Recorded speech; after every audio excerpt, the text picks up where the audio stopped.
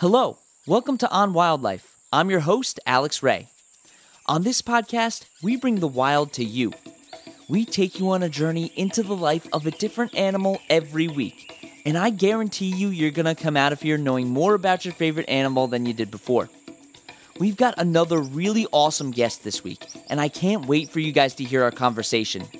This episode, I got to sit down with Yaritza Acosta, who is the Wildlife Rehabilitation Manager at the Pelican Harbor Seabird Station in Florida.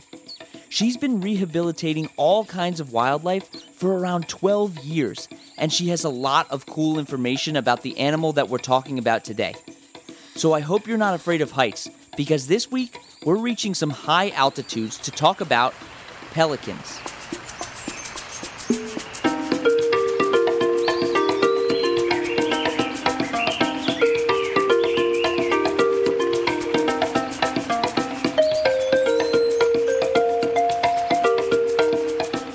There are 8 different species of pelican, and you can find them almost anywhere in the world near the ocean and sometimes in freshwater.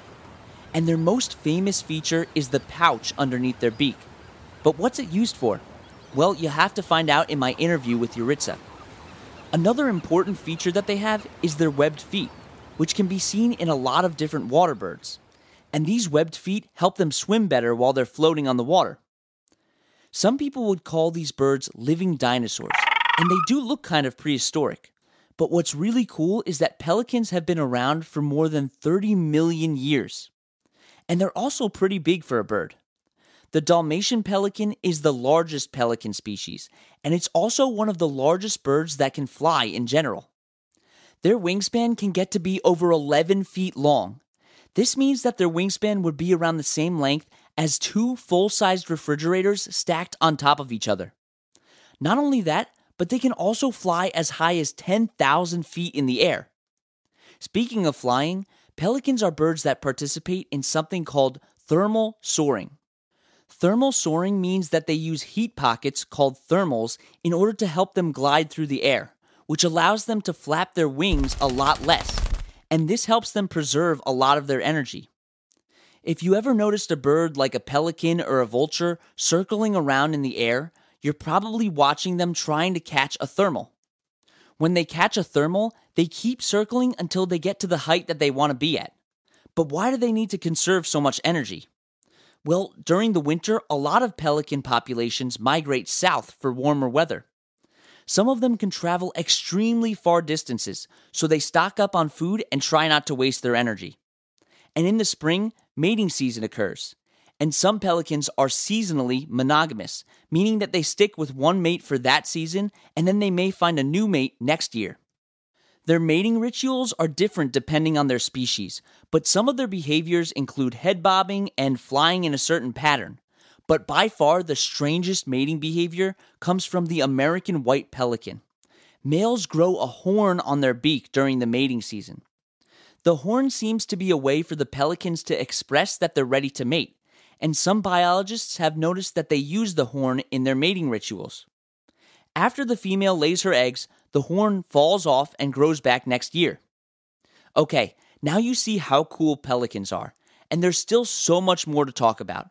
We're going to take a break, and when we get back, you're going to hear my interview with the Wildlife Rehabilitation Manager at the Pelican Harbor Seabird Station, Yaritza Acosta. This week on Notable Figures in Science, I want to recognize Dr. Joan Merle Owens. She was a teacher for multiple years, but then decided to go back to school to focus on marine biology. She worked on a project at the Smithsonian that focused on studying corals because she had sickle cell anemia, which actually prevented her from diving into the ocean. After this, she got her PhD at George Washington University, and later in her life, she even helped describe a new genus of corals and classified a new species.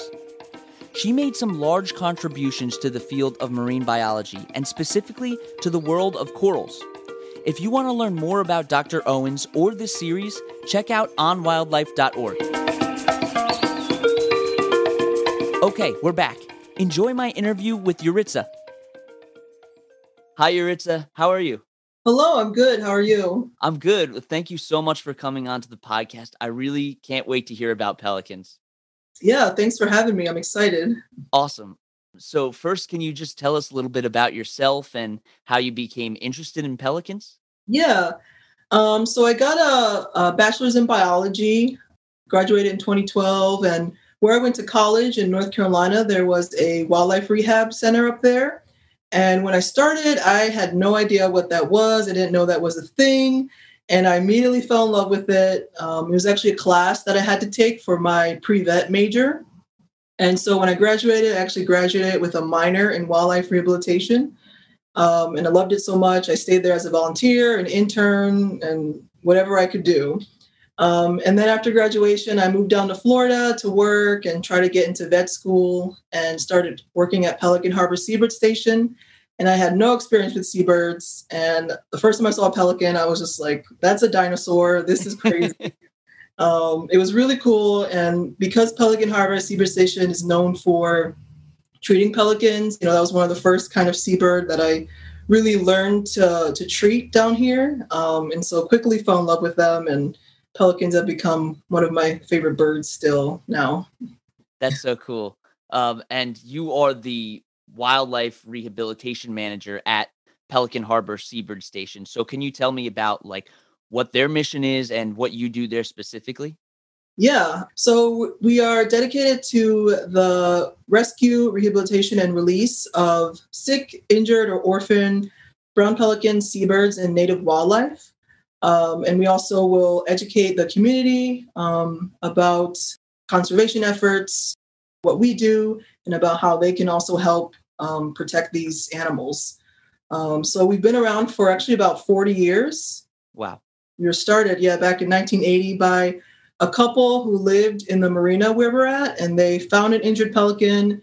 They treated it on their houseboat, and then, they loved it so much, they worked towards making the facility that we are today.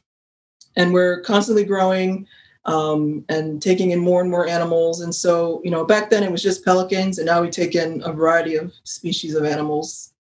That's so cool. And I love the fact that you guys are also into the education aspect. I think that's really important when we're talking about conservation and people caring about animals. Yeah, definitely. That's one of the things that we really try to work on in our community and even outside of Miami with social media and other kinds of things is getting the word out there about wildlife rehabilitation in general, and then, what they can do to help these animals that are suffering in different ways out in the wild. Yeah, that's really important. And you guys are doing really great work.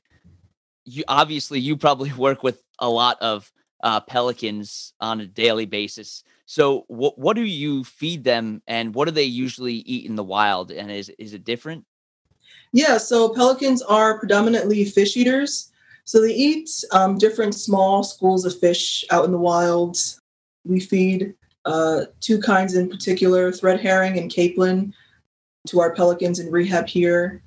So they might occasionally eat other things like lizards or small birds, but they're really just fish eaters. Oh, cool. And how do they catch their prey? Because fish don't just sit there and wait for them to be eaten. Yeah. So pelicans actually hunt. So there's actually brown pelicans are one of two species that actually will plunge dive for their fish. Plunge diving is a technique used by some pelicans and other seabirds where they dive headfirst into the water in order to quickly pounce on their prey. Yaritza was telling me that they turn their heads in a certain way, which protects their esophagus from the impact of the water. And so they come up with the fish and a bunch of water. They drain the water out, and the fish is just left, and then they swallow that whole. So the brown pelican and the Peruvian pelican do this. And then other species of pelican actually will just kind of swim together in a herd, and they'll herd fish into one area, and they all just kind of snap at the water, each trying to get a fish. So they do that way. That's really cool. And if anybody's ever seen the pelicans doing the dive into the water, it's one of the coolest things you'll get to see. Yeah. So going off of that, pelicans are pretty well known for the pouch that they have underneath their bill. So what do they use this for? Yeah. So like I said, when they're hunting, they will get a lot of water. when they come up with the fish. So that pouch can hold about 1 to 2 gallons of water. And they'll open their mouth just slightly so the water drains out and the fish is left over, and they'll swallow the fish whole. So that's one of the main purposes is while they're hunting. But you also see them thermoregulating with the pouch. So you might see a pelican with the pouch kind of like fluttering back and forth. So that's kind of, I guess, the equivalent of like a dog panting is them trying to cool down. Really, that's insane. And I'm assuming that they probably don't sweat other than using their flap to Yeah, release heat. yeah, And yeah, exactly. yeah, and do they have any other cool adaptations that they use for survival? Yeah, so pelicans also have these kind of slits on the top of their beak. And a lot of people think that that's their nose, but they actually can't breathe out of these slits. They're too small. So, what it's used for is to help drain excess salt out of the bloodstream.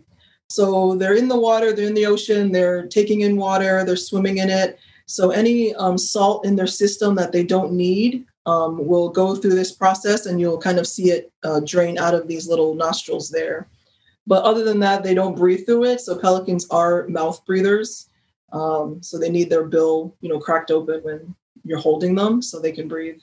But yeah, the salt gland kind of drainage is a cool adaptation. Yeah, that is really cool. And I think a few other like seabirds also have this. I Yeah, think I just did an episode on penguins, and I'm pretty sure they have something similar to that as well. yeah, exactly. Because you don't want salt water getting in your mouth while you're hunting Yeah, for food. yeah, that's no good. Another thing, I guess, is a lot of people think pelicans, because they're big, that they're heavy birds, but they're actually mostly air sacs. So they have a lot of air sacs on their stomach and around their body, and it helps them be buoyant on the water and also helps them be lighter as they're flying. Remember how we were talking about how pelicans dive into the water for food? Well, the air sacs will actually inflate just before they hit the water as an extra mode of protection. So you talked a little bit about how they can kind of hunt for their prey in groups. So could you talk a little bit more about like if they're more social animals, because a lot of birds are social? Yeah, yeah. Pelicans are very social. They're usually are flying together. You'll see them in that kind of iconic V or like W formation. They do roost together at night. During nesting season, they all will build their nest close to each other. Even though they still will fight with each other sometimes, they like to be close. You will see lone pelicans flying here and there or hanging out, but a lot of times you will see them together. And in rehab, they do fine together with other birds. We usually like to keep them in groups. That way they kind of are playing with the other birds, kind of feel better when they're around their own kind, and they tend to just kind of heal better and faster that way. So definitely social. Yeah. Well, that's great. And are there ways that they communicate with each other? Yeah, so pelicans don't have any kind of real vocal cords like other singing kind of birds. So they can do kind of like a hiss or raspy sound, but a lot of their communicating is through body language. So they do a lot of wing flapping, body swaying. Babies, when they're begging for food, they're flapping their wings frantically. They're snapping at the mom's mouth. If they feel threatened, they'll sway their head and snap at you. So it's a lot of body language for sure. That's really cool. So how are they important to the ecosystems that they live in?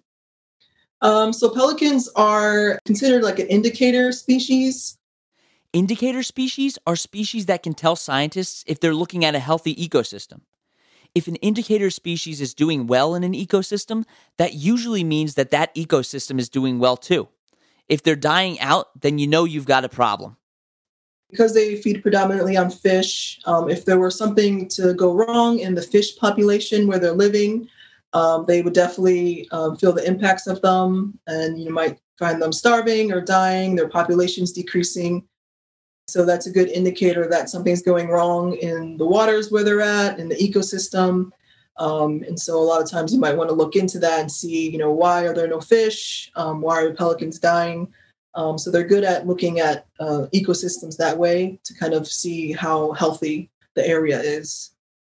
Okay, so if you see some pelicans, then you know that the ecosystem is kind of doing a little pretty well, Yeah, maybe. yeah, exactly. If you see them, hunting a lot in the bay or in a lake where you're at, then you know that that's a good area. Absolutely. And you talked a little bit about how if there's not a lot of fish, they could face some problems. So what are some of the problems that pelicans are facing right now? Yeah, so a lot of hook and line related problems are what we see. So they are swimming and hunting in these waters, and there might be fishing line or hooks fly or floating around in the waters. They can get entangled. Sometimes these fishing lures are shaped like fish, and so to a pelican that just looks like a fish, and they might try to eat it, and then they will get caught in their pouch or their throat and cause issues there. So a lot of the fishing line and hook related things we see. Also habitat destruction. These birds like to roost and nest on mangrove trees and islands in the bay or in the ocean. And when we start seeing those things disappear, then there's nowhere for them to nest or roost, and then they try to find other places, and then they can end up in places where they're not normally seen and can get into trouble and cause issues that way. So those are some challenges, and we usually will educate people on properly throwing away fishing line and hooks, not feeding them. That's another big thing is these birds will hang around marinas and beaches where people are fishing, and people like to throw them scraps, but then the bird will get used to that, and then they'll hang around these dangerous areas and then also get into trouble. So those are some of the things that they're dealing with. Yeah, absolutely. And some of those things you'd never really think about. Like you think, oh, if I feed this bird, maybe I'm doing it a favor, but you're actually Yeah, hurting it more than you're helping it because yeah, you need it to be able exactly. to fish for its life. Um, Yeah. yeah, and what are some of the things that are causing that habitat destruction near their where they nest? It could be a variety of things. Environmental changes can cause a lot of these islands to lose their plant life, and so trees aren't growing, or the waters around them are polluted, and so these islands are the dirt's being polluted, and then things won't grow. Or in certain areas, if we get rid of a lot of islands to make other things, roads or buildings or things like that, then those animals are losing their habitat there. So those are kind of the main things. Definitely. So one could say that humans are causing a lot of the issues Yeah, surrounding pelicans, and definitely a lot of other animals as well. yeah, So for sure. yeah, and is there anything that we can do, like the average person can do to help pelicans?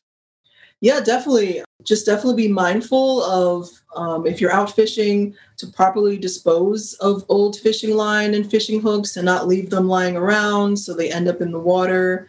If you are throwing back fish that you caught, to make sure to remove any hooks or line that are in them or on them, or even just properly throwing away trash so that doesn't end up in the waterways and these birds don't get entangled in them.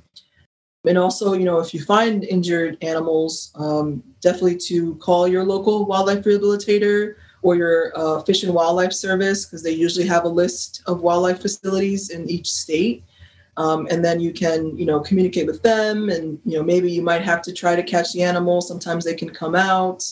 So just kind of being mindful of your everyday activities and properly throwing away things, and then contacting, wildlife rehabilitators if you do find an injured animal for sure.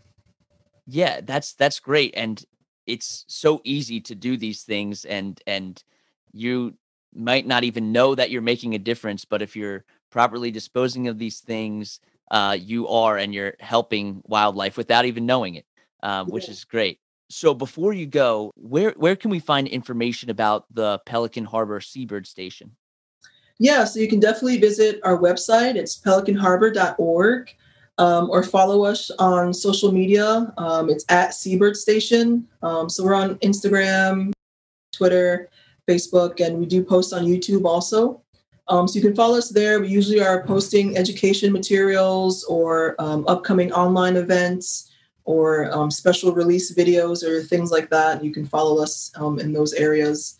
And if you're in the Miami area, you can definitely, once everything goes by with COVID, we will be open to the public again, and you can come by for tours and meet our ambassador animals and things like that. Yeah, I don't know anybody who wouldn't want to see a pelican up close. Yeah. They're amazing to see. And you have other animals as well? Yeah, we do have an ambassador screech owl and an ambassador gray horned owl, an ambassador possum. So all these animals are deemed non-releasable for various reasons, and so they're used for education programs, on-site or off-site. So yeah.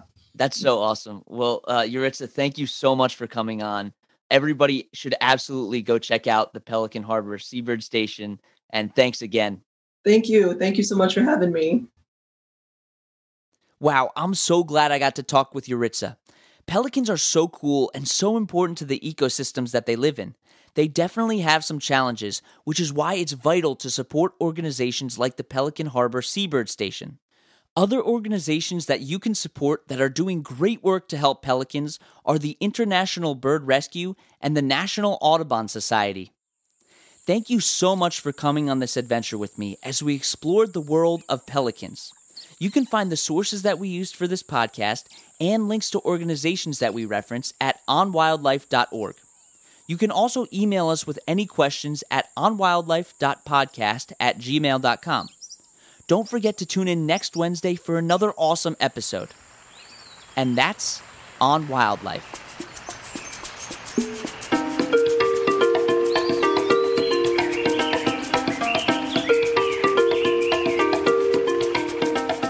You've been listening to On Wildlife with Alex Ray, brought to you every Wednesday.